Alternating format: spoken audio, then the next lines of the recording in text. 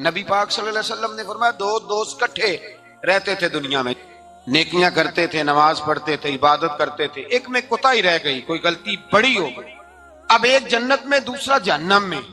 اب وہ جب جنت میں داخل ہوا تو عرض کرتا ہے یا اللہ میرے دوست کو بھی بلا، فرشتہ کہتا ہے کہ وہ تو جہنم میں ہے۔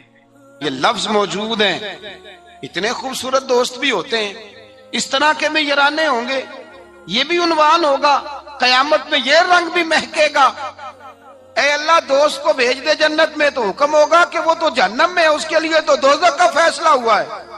مصطفیٰ کریم فرماتے ہیں وہ دوست عرض کرے گا اے اللہ کیا لفظ ہیں، کیا حسن ہے، کہے گا رب کریم سے کہو کہ یا اسے جنت میں بھیج دے یا مجھے بھی جہنم میں بھیج دے۔